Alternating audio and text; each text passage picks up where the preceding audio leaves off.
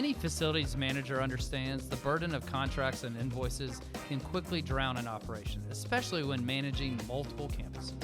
Because you want uniformity across the board, but you have to also understand there's going to be those nuances, right, that you have to adjust for. Responding to the call is IST's Integrated Facilities Management Service, or IFM, where what's unmanageable consolidates into one easy-to-use service contract. We talked to Operations Manager James Love on how customer service, Listening to the clients, even your team members, and what those needs and expectations are, and then just trying to execute on whatever plan needs to be put forth to provide excellent customer service. yields greater efficiency and discovers cost savings not yet considered. We were able to save the client about $3,000 a month by actually taking on those extra duties without having to have that night service come in. On Outside In, IFM is the answer to contract clutter and prioritizing your core business, pairing IST's customizable reporting with our top resource. It's all for nothing if you don't have the right people. You got to have the people to drive the ship, so to speak. Take a listen.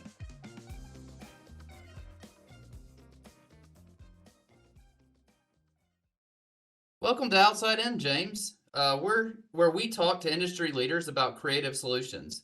To begin with, can you tell us a little bit about how you got started in the FM industry?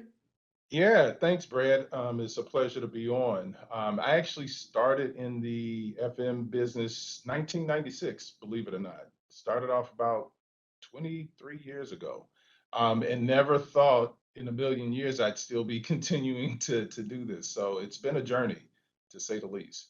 I totally get that. I started off in 2000 and I said this is a 3 month job out of college until I find my adult career, and apparently I had already found it, didn't know. Same here.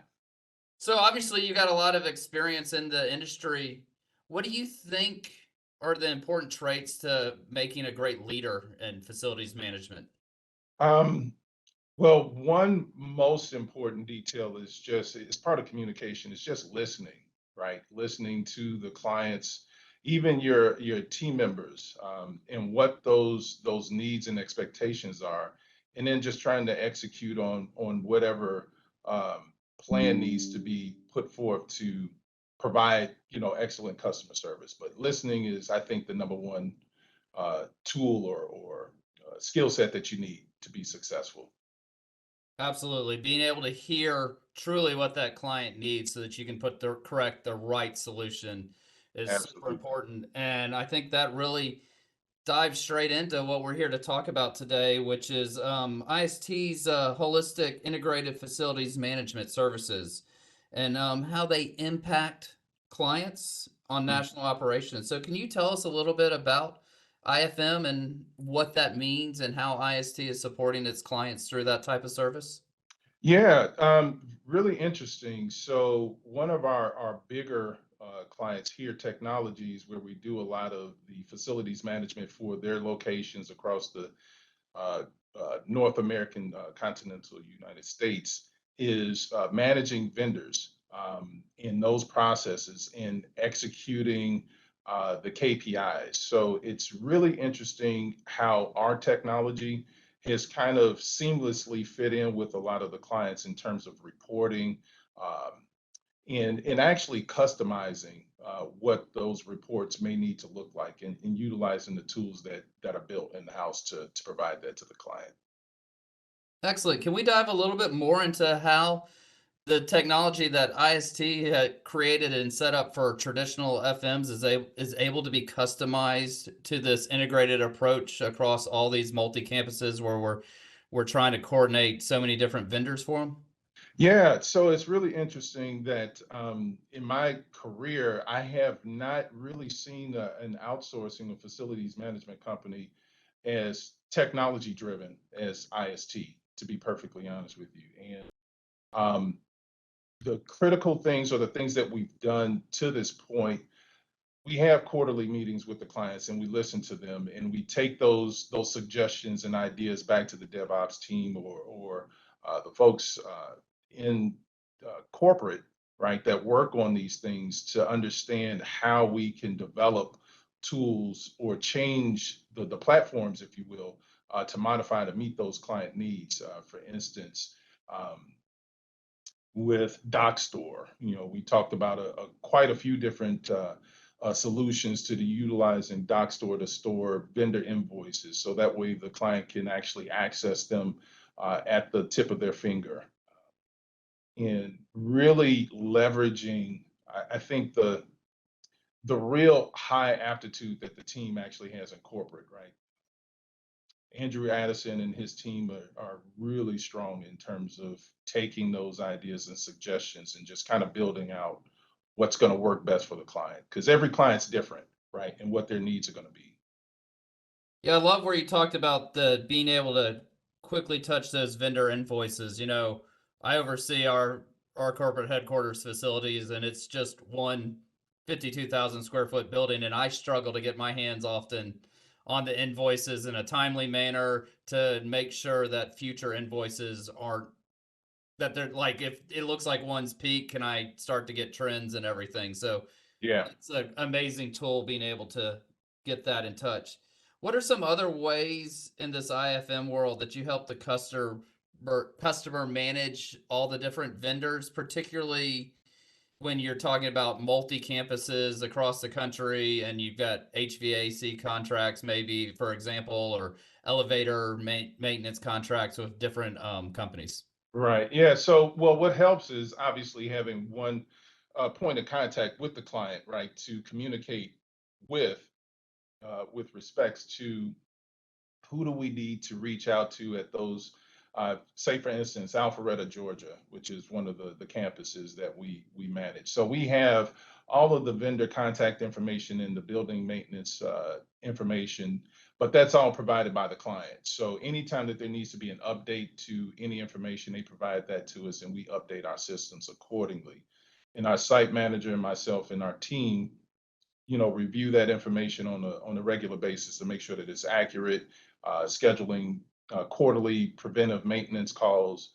So we have a lot of tools that are in place and processes, right, to make sure that we're managing the process, but also holding ourselves accountable. So that way we don't have any gaps or misses with respects to the services. Because if there's one service failure, it can cascade, down the pipeline. Absolutely. So one of the keys to any great partnership is obviously, like you said, listening, building those solutions, building those processes. But another key to great partnerships and what leads companies that are interested in going down this path is cost savings. And with your client, we've saved them well over $100,000. Can you talk about some of the areas where we've been able to help save them money?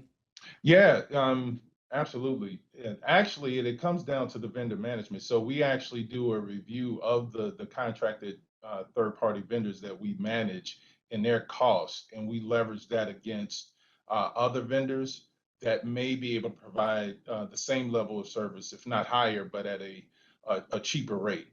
So we actively review all the costs with our accounting team, and then review that with the client, and then we make suggestions based upon those particular building needs, because each location is going to have different needs, from shredding to HVAC to coffee services. It runs the gambit. So we look at everything holistically to understand where are those opportunities for cost savings.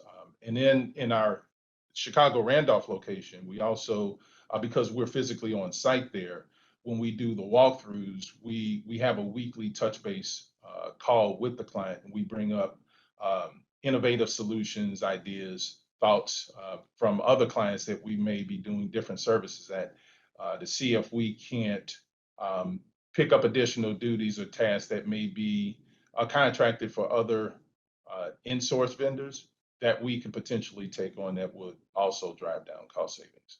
Excellent. Part of cost savings is obviously there's hard cost savings, which what you're talking about there, where hey, we think you can leverage this service provider on a national contract versus all these smaller individual ones to save cost savings. But there's also soft costs, those hidden costs that are people find from improved efficiencies and processes. Can you talk about some of those?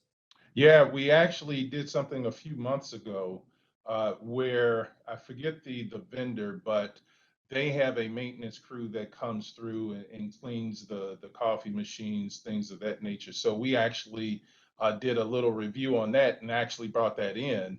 It can be labeled as a soft or hard cost savings, but we were able to save the client about $3,000 a month by actually taking on those extra duties without having to have that night service come in and perform those. And I think that was due to the previous vendor not really looking into what else could be done, Right. um, and really like, hey, let's do more, right? To drive that value home, so that way the client really sees what we bring to the table.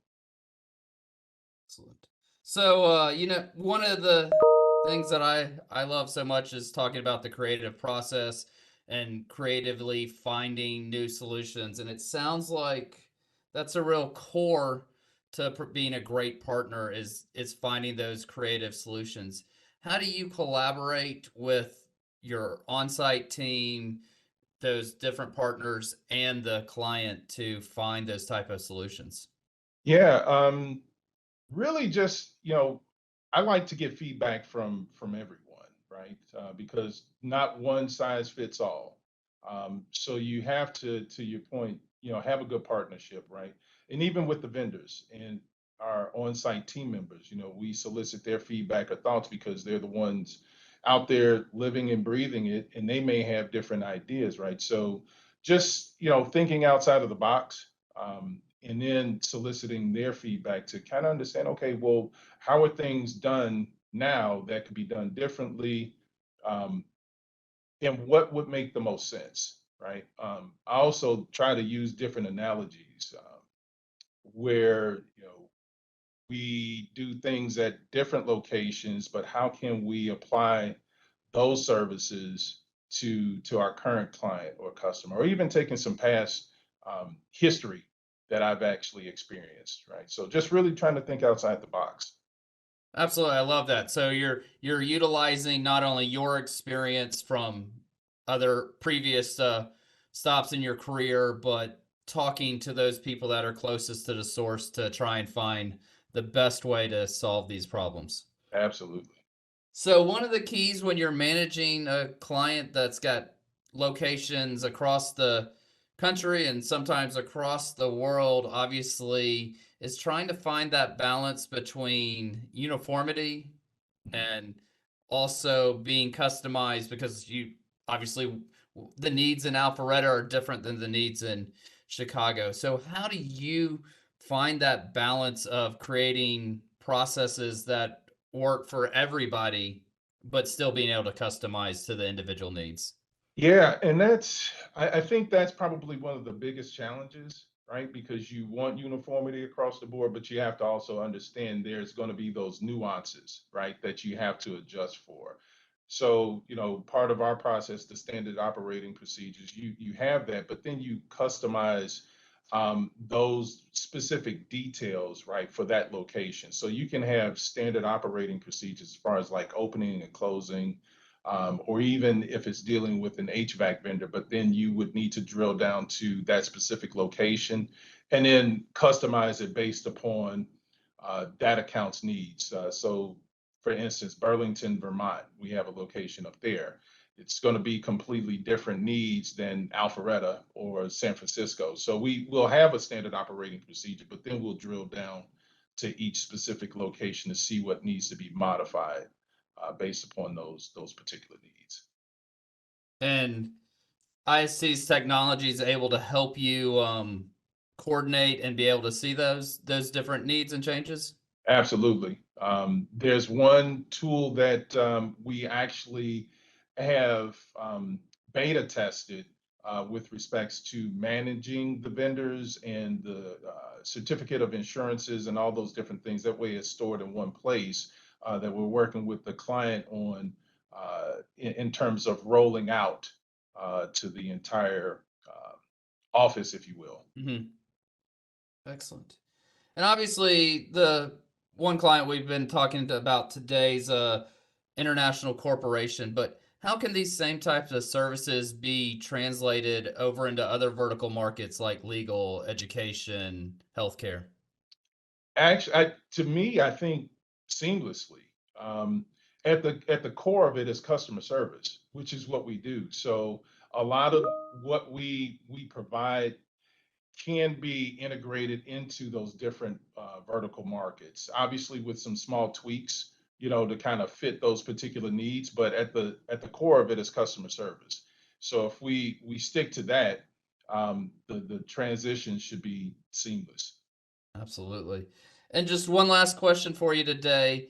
Obviously, we're seeing massive shifts every day in the new hybrid office approach. How has the shifting workplace affected these solutions, and how are you able to take and create new solutions and options here to better make people's offices more efficient now? Yeah. Well, it's really weird because as we come out of the pandemic, if you will, there's still a lot of moving parts where we have a lot of customers that are back probably 4 or 5 days out of the week. And then we have some that are still on a hybrid where it's only 2 days a week. So really trying to adjust what those particular needs are. And I think to answer your question, succinctly, it really depends upon the client and that environment. But having those tools that we do have in place makes that transition a bit easier because there is that technology, right? So we're always going to need to have people in the space, right, to perform those tasks and duties. But a lot of the platforms that we do have do allow for some flexibility with that hybrid um, schedule from a customer perspective. Absolutely. At the end of the day, it always comes down to finding the right people to manage and run that technology. Because, like you said, customer service is at the core of everything, and you can have the best technology in the world, but if you don't have the right people to run it that have that passion for customer service, that Right. technology's only as It's good all, as it is. Yeah. it's all for nothing if you don't have the right people. You got to have people to drive the ship, so to speak. Excellent. Couldn't agree more. Well, James, I want to thank you for taking some time to speak with us today. This has been super informative, and I just love how you're managing these integrated facilities management solutions for IST. I appreciate it, Brad. Thank you so much. It was a pleasure, and thanks for the time. Absolutely. Thank you to our production team, Lance Gardner, Amy Godwin, Lacey Pepe, Jose Ruiz Velasco, and Eric Willis. To learn more about ISC Management Solutions and how they can benefit your business, check out iscmanagement.com and follow us on LinkedIn. To hear more Outside In, subscribe on your preferred listening platform.